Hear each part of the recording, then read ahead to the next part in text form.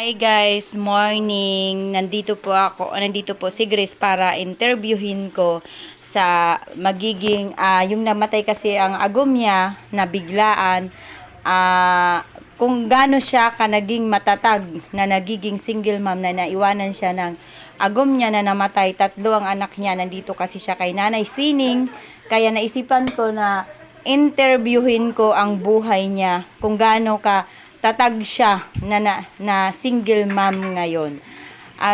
Grace, kumusta sa nangyayari sa asawa mo na biglaan ang pagkamatay? Ano po, masakit para sa kuya dahil nawaan ang natin. Tapos yan, wala kong katuwang sa hanap buhay. Paano yung Grace na gada? Ang balita ko kasi nabalitaan ko, yung naipos kaya yun, naalaman ko na nawala ang ago mo. Eh po, Mga pirang aldaw to? tulungan daw. Mga tulong aldaw. Paano nangyari na sabi na wara? Anong paalam niya sa imo? Yung ganit ko po, sabi niya na ano lang siya kang damulag. Kasi yung atama na damulag. Tapos dahil siya nagbalik. Dahil na siya nagbalik, tapos kumbaga nagpanig na kamo, pinahanap nindo.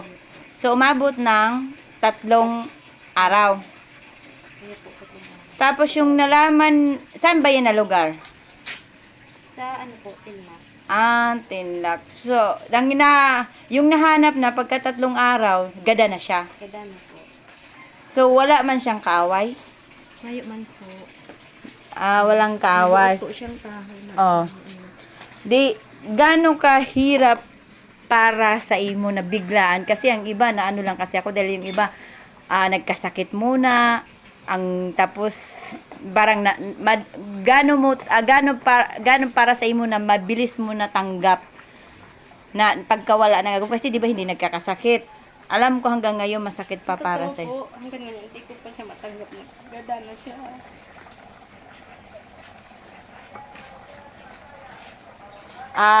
3 ang anak mo, di ba? So, umuwi ka na kumbaga guys, umuwi, doon yung nangyayari sa lola niya, di ba? Iyo po. Tapos, sa pangyayari na yun, paglibing, bumaba na kayo. Living niya, naghali naman po kami duman sa istaran. Guys, nag-alis na sila sa inistaran kay siya Bicolana. Itatagalogin ko na lang ha. Kumbaga nag-alis na pala. Yung paglibing ng asawa mo, bumaba ka na dito sa syudad sa Bicol. Kasi sila guys, doon sila sa bukid ng Tinlac, di ba? So naka-star ka sa mama mo. Sa maguran ko po. Sa magurang niya guys. Ngunya, nandito siya kay nanay, kaya nakumusta ko siya ang kalagayan niya. Kasi siyempre para sa akin, babae din ako. Naano ako sa kanya, kasi biglaan po ang pagkagada ng agom niya. Kasi never po nagkasakit ang agom ni Grace. Biglaan po, hindi po alam kung nagpakamatay ba siya, kasi ang sabi daw kasi nagbigti.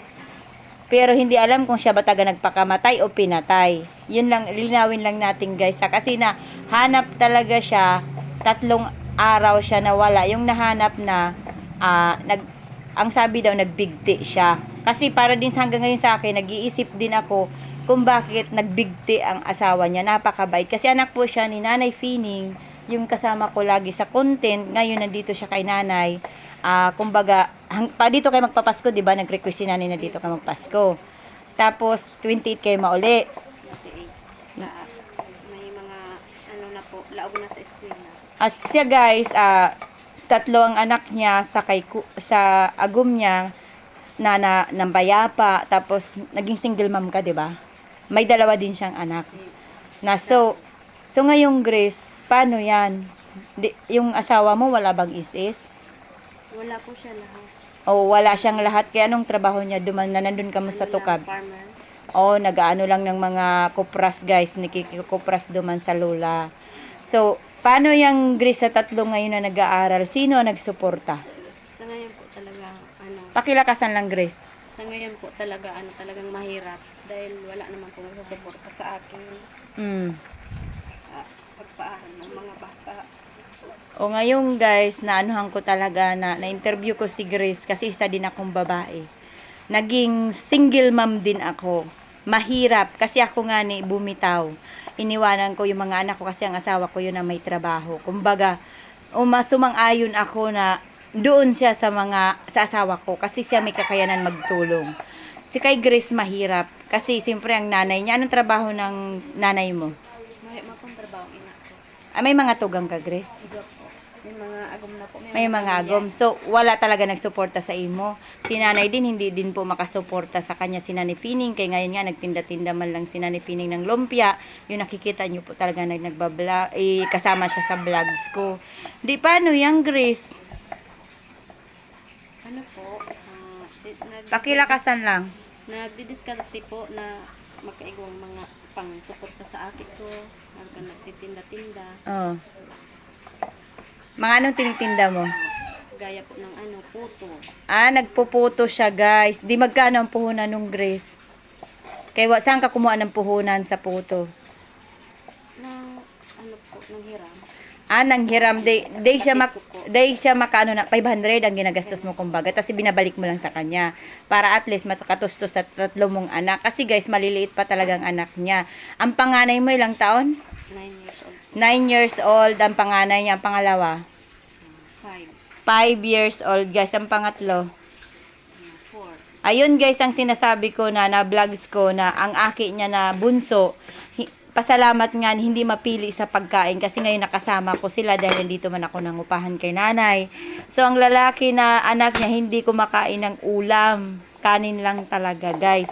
Di tanungin ko lang, Grace, sa 3 ngayon ng anak mo, na hindi ka ba nakasali sa porpis? Hindi po. Kahit ano pong ano sa ano wala. Pakilakasan lang, kasi hindi ka kasali sa porpis. Dahil po. Ah, Ano po. Benefit ng gobyerno may po. Mayo talaga guys, isipin mo, dapat ang ganito talaga ang tinutulungan si Grace. Kasi ko talaga siya, in-interview ko kasi siya kasi biglaan talagang pagkawala ng agom niya. Ramdam ko na mahirap na magiging single na mayo siyang katuwang sa paghanap buhay para sa mga anak niya. Buti sana kung malalaki na ngayon, mga elementary pa lang, na ako kung saan siya kukuha ng pang-araw-araw tapos pang-papaaral ng mga anak niya kasi wala siyang purpose, hindi siya kasali sa purpose kahit anong-ano kasi ang agom niya nagtatrabaho lang sa yung buhay pa nasa tukad, katuwang ng lula, kumbaga nag-aano ng mga nyug. So ngayon ko kay Grace, in-interview ko kung gaano siya katatag kasi nakikita ko siya ngumingiti kasi siyempre ramdam ko dahil babae din ako, ngumingiti siya pero minsan nakikita ko siya umiiyak na lalo na papanood niya ng parang sa buhay niya, kumbaga naging ako sa kanya kasi pinapakita niya sa mga anak niya nagiging strong siya na magulang. Kasi sa biglaan na pagkagadan dahil hindi man talaga alam kung anong katotohanan na kwento, kung nagbigti bang asawa niya kasi nakita ko naman sa personal o pinatay. Kasi ang nakita ko kasi guys ang tali dahil ako nung pinasikaso ako ni nanay doon sa St. Peter, nakita ko ang picture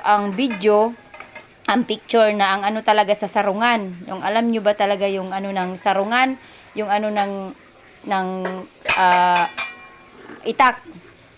So nakita na talaga, na siya, parang nabulok na. Kaya ako ang sa St. Peter, nag-isikaso. Tapos ngayon, biglaan, kaya maraming tanong kung nagpakamatay kasi nakikita ko naman talaga na mabait, biglaan ang pagkagada ng agom niya. Iniwanan sila na walang-wala, kumbaga.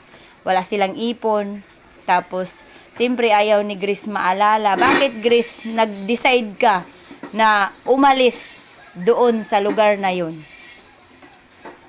Para po para malingawan ko si mga agi ni Dumang. Oh. Para dahil kami masyadong napupungaw. Napupungaw siya guys. Kahit naman siguro tayo, 'di ba? Ramdam ko naman yung niya. Kasi alis ka sa pinangapangyarihan ng agum niya kasi bigla ng pagkagadan. Kahit nga ako noon, na-shock nga ni ako dahil ang sabi dito kay nanay, ang anak niya nawala. Pero ang nasa isip ko noon, bakit nawala? Anong nangyari? Kasi ang alam ko pag nawala, sumama sa babae, sabi man babaero. Ang nasa isip ko noon, sabi ko kay nanay, baka gadan na. Kung ginadan, kung ano. Nakita talaga guys, gada na ang agom ni Grace. Hindi na nga magkasya sa kabaong kasi sobrang laki, pinasadya talaga ang kabaong ng agom niya. Kasi lumaki na ang katawan ng isang tao dahil pag once kaya na ginadan matagal bago makuha, lumulubo. Kumbaga hindi nyo na nakitang mukha, di ba Grace? O, simula ng pagkawala ng agom niya ng tatlong araw, tapos nilagay na sa kabaong, di ba? Nakatakip na. Paano nang ano sa mga anak mo? Yung nakita yung papa nila na nakakabaong na hindi mala makita ang mukha. Siyempre po nalungkot. Pakilakasan mo, Grace. Siyempre po nalungkot sila. Oh. Ng papa nila. Ayun guys, kaya naano lang ako kay Grace kung sino ang maano dyan. Ngayon, inaano ko ang story ni Grace, ang kwento ng buhay niya. Kasi, pagpunta niya dito, kumbaga, dati hindi ko pa siya na-interview na tanong kasi sariwa pa lahat. Ngayon, mag-ilang buwan na? O 3 buwan, o sariwa pa talaga sa lahat ng pangyayari. Kahit nga siguro iwanan ng asawa o magbabae ang asawa, napakasakit. Pero yung iniwanan sila na biglang namatay na hindi alam ang kasagutan. Kung nagpakamatay ba talaga siya, nagbigti ba talaga siya. Dahil imposible man talaga magbigti ang isang tao na may mga anak maliliit pa na wala man siguro rason na magbigti siya. Kaya hanggang ngayon, maraming tanong kahit nga nag-usap kami ni nanay, maraming tanong kung nagbigti ba talaga siya. Si Lord na lang po ang nakakaalam. Kumbaga, siya ang nakakaalam ng lahat, nakakakita ng lahat kung ano ba talaga ang nangyayari sa asawa ni Grace at saka sa anak ni Nanay Fining. Pang-ilan ba yung anak mo, Nay? Pang-apat yun. O, pang-apat. Si Nanay din. Pang-apat yun. O, pang-apat na anak ni Nanay, biglaan din kaya masakit para kay Nanay kasi nagkukwentuhan kami.